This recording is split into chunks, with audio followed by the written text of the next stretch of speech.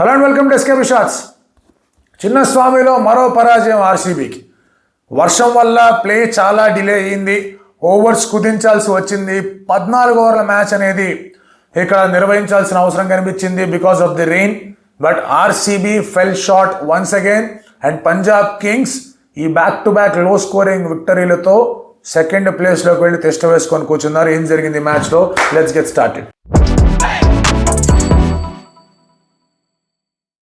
Firstly RCB fans అందరూ వర్షం ఏదో పడింది అలాగే కంటిన్యూ అవుతూ పడిపోతూ ఉండొచ్చు కదా, అనవసరంగా ఒక పాయింట్ ఎక్స్ట్రా పోయింది, 2 పాయింట్లు వెళ్ళిపోయాయి, లేదంటే ఒక పాయింట్ అన్న వచ్చేది. చిన్నస్వామిలో 3 గేమ్లు అయిపోయి 3 గేమ్లోనూ 1 పాయింట్ కూడా రాలేదు, ఇదేం గోల్రా బాబు అని బాధపడుతూ ఉంటారు.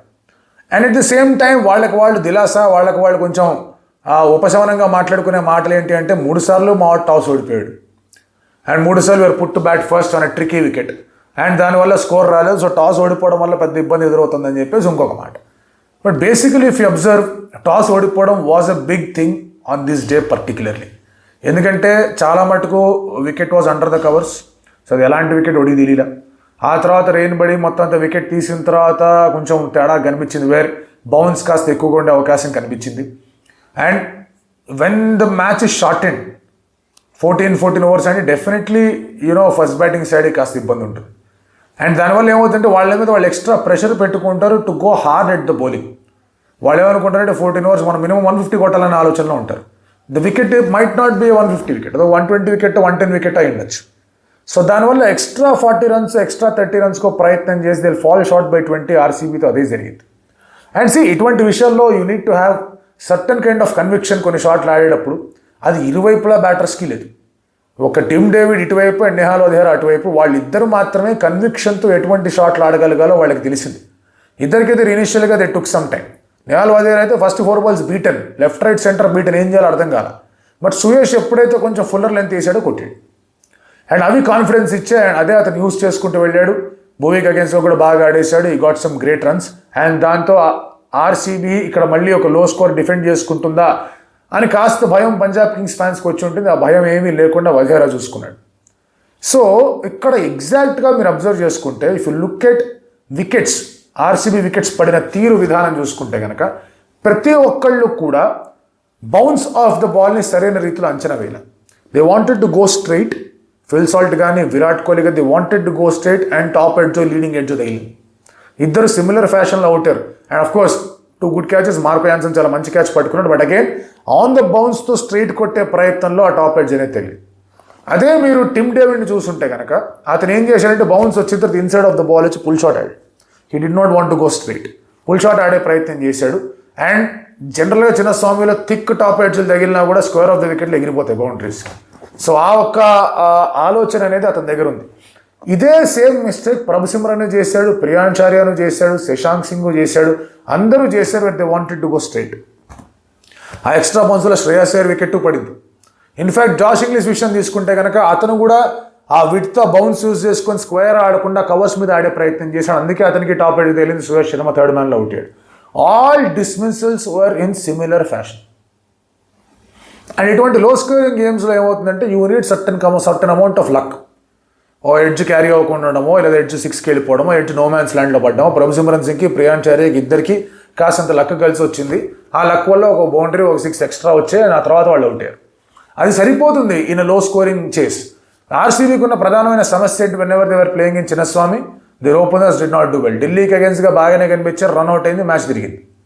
ఈ మ్యాచ్లోనూ కుదరలేదు. జీటీకి అగేన్స్ట్గా మ్యాచ్లో ఓపెనర్స్ దగ్గర నుంచి సరైన రీతిలో పర్ఫార్మెన్స్ రాలా. తర్వాత ఏమైంది? అన్ని మ్యాచ్ల్లో కూడా Rajat Patidar fail. In all matches ఈ ఫెయిల్. సో అక్కడ కూడా when Rajat is not going well, especially when they are batting first, they have a problem. Batting ఫస్ట్లో మీరు అబ్జర్వ్ చేస్తే అగేన్స్ సిఎస్కే కానివ్వండి, అగేన్స్ ముంబై కానివ్వండి, both the innings where they did well, Rajat scored well. So it is very important that Rajat plays well in that middle overs. ఆడే ప్రయత్నం చేశాడు, ఇవాళ కుదరలేదు. ఎందుకంటే అతను కూడా యాక్సలరేట్ చేసే ప్రయత్నంలో అవుట్ అయ్యాడు. అండ్ ఒక 6 overs స్పెల్ ఏదైనా చేశారు మార్కో యాన్సన్ అండ్ అలాగే చహల్. ఆ 6 ఓవర్స్లో 21 రన్లు ఇచ్చారు, బౌండరీలు ఇవ్వలేదు, 4 వికెట్లు లేపారు. అండ్ చహల్ గురించి మనం పొద్దున మాట్లాడుకుందాం. దట్ ఈ గ్రౌండ్లోనే అతను సూపర్ స్టార్ అయ్యాడు. హీ నోస్ గ్రౌండ్ యాంగిల్స్ అనేవి ఎలా ఉంటాయి. స్పిన్నర్కి యాంగిల్స్ తెలుసుకోవడం చాలా ముఖ్యం. కొన్ని గ్రౌండ్లలో you want to bowl full and wide outside the off stump ఒక లెగ్ స్పిన్నర్గా. కొన్ని వాటిల్లో you want to bowl just little bit short. Just little bit short వేస్తే ఏమవుతుందంటే పిచ్ ఆఫ్ ద బాల్కి వెళ్ళడం కష్టంగా ఉంటుంది, square of the wicket access చేయడం కష్టంగా తయారవుతుంటుంది, అంత పవర్ జనరేట్ చేయలేరు, అక్కడ కరెక్ట్గా ఫీల్డ్ పెట్టాలంటే అక్కడి నుంచి బౌండరీలు కొట్టడం కష్టం. చహల్ ఎగ్జాక్ట్గా అదే చేశాడు, got the angles perfectly correct, bowled the right length. Suyash first 4 balls to Nehal Wadhera correct లెంత్లో వేసాడు, మూమెంట్ బాల్ ఫుల్ పడిందో రివర్స్ స్వీప్ వచ్చింది, 6 వచ్చింది. ఇటువంటి స్కోర్స్ ఆర్ ఇటువంటి దీంట్లో ఉండేటప్పుడు ఒక్క బాల్ కూడా బయటికి వెళ్ళడానికి వీల్లేదు. అలాంటిది కొన్ని బాల్స్ పడ్డాయి, భూవీ ఓవర్లో పడింది, యష్దేల్ ఓవర్లో పడ్డాయి. హేజల్వుడ్ చాలా అద్భుతంగా బౌలింగ్ చేశాడు. In fact Hazlewood had a good day కాబట్టి వీళ్ళు కనీసం ఇంత టైం అన్నా తీసుకున్నారు కొట్టడానికి. బ్యాడ్ డే ఫర్ హేజల్వుడ్, 8-9 ఓవర్లో కొట్టేసేవాళ్ళు ఆ స్కోర్. ఈ bowled exceedingly well.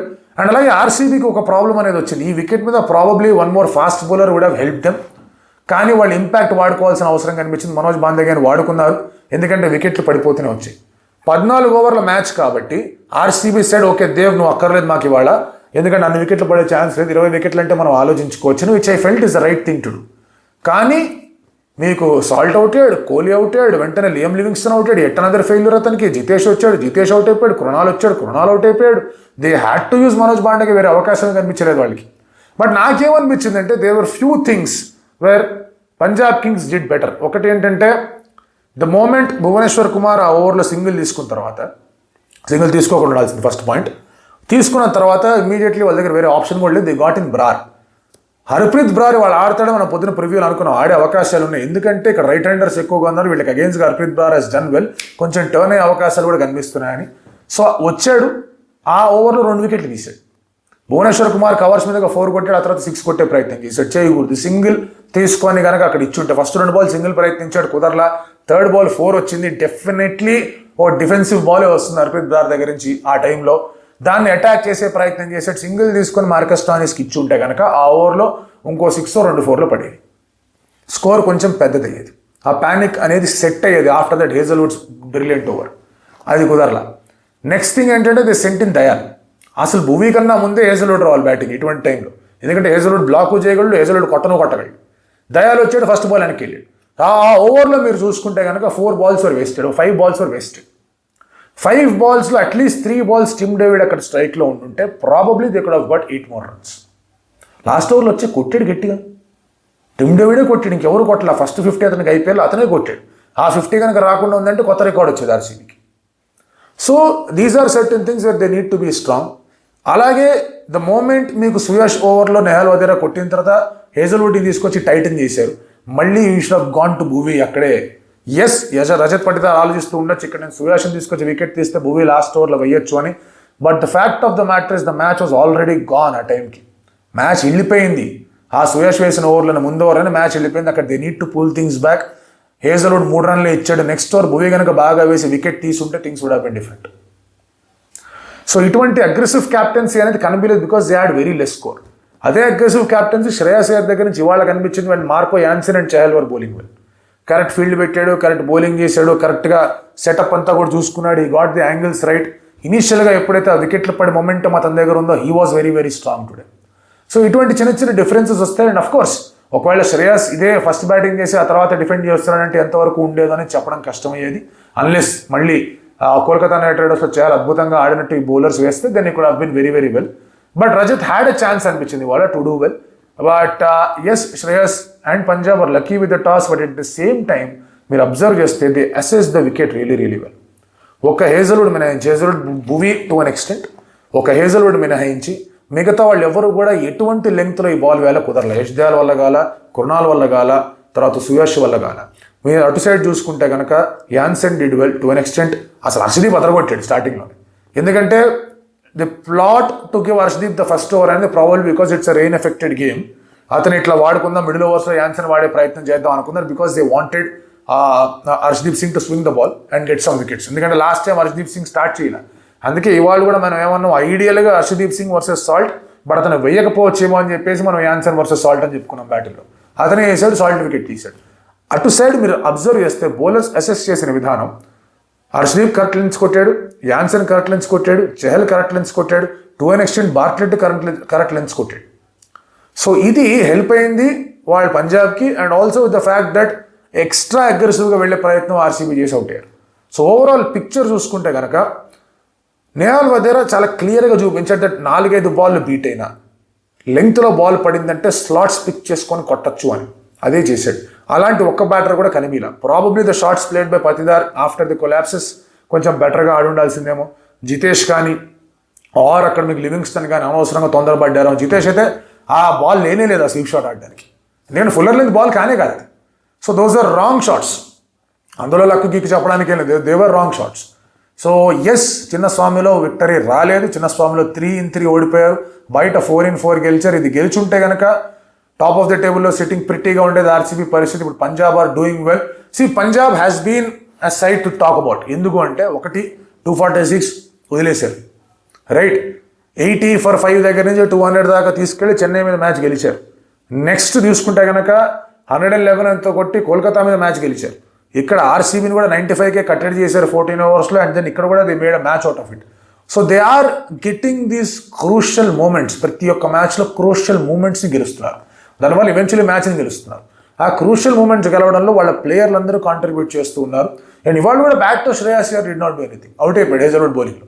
But you could see what was happening around that team. ఇనిషియల్గా ప్రభు సిమ్రన్ దగ్గర నుంచి, ప్రియాంష్ దగ్గర నుంచి రన్స్ రావడం, ఆ తర్వాత నెహాల్ వదేరా రెడీగా ఉండి నేను ఫినిష్ చేస్తాను, యూ డోంట్ వరీ అని చెప్పేసి చెప్పడం. So all these things work well for them. అది పంజాబ్కి బాగా వర్క్ అవుతుంది. They had a fantastic first half. Second హాఫ్లో ఎక్కడ తప్పటడుగు వేయకుండా ఉండాలి. అండ్ ఐ డోంట్ థింక్ ఇటువంటి జట్టు పెట్టుకుని వాళ్ళు తప్పటడుగులు వేస్తారని. అండ్ ఆల్సో కొన్నిసార్లు ఇటువంటి మ్యాచెస్ గెలుస్తూ ఉండడంలో ఒక కాన్ఫిడెన్స్ వస్తుంది. అరే close matches, tough matches were winning, ఇది మన సీజన్ అని చెప్పి. ఆర్సీబీ కూడా క్లోజ్ మ్యాచ్లు గెలిచింది, టఫ్ మ్యాచ్లు గెలిచింది, కానీ చిన్నస్వామిలో గెలుపులు లేవు. సో ఇది ఎంతవరకు వాళ్ళని హర్ట్ చేస్తుంది అనేది చూద్దాం. రేపు డబుల్ హెడర్, ఇంట్రెస్టింగ్ మ్యాచెస్ ఉండబోతున్నాయి. Top of the table clash గురించి ఎలా ఉండబోతుందో రేపు మాట్లాడుకుందాం. అండ్ అంపైరింగ్ గురించి కొన్ని హడావిడి జరిగిపోతున్నాయి. స్టార్క్ ఇచ్చారు, పుత్తూరుకి ఇవ్వలేదు నో బాల్, ధోనికి ఇవ్వలేదు, క్లాసన్కి ఇచ్చారు నో బాల్. అసలు రూల్ ఏంటి, బౌండరీ దాటిన తర్వాత కూడా మళ్ళీ అంపైర్ బ్యాట్స్మెన్ పిలవచ్చా, వీటన్నిటి గురించి కలు బాత్ కरेंगे.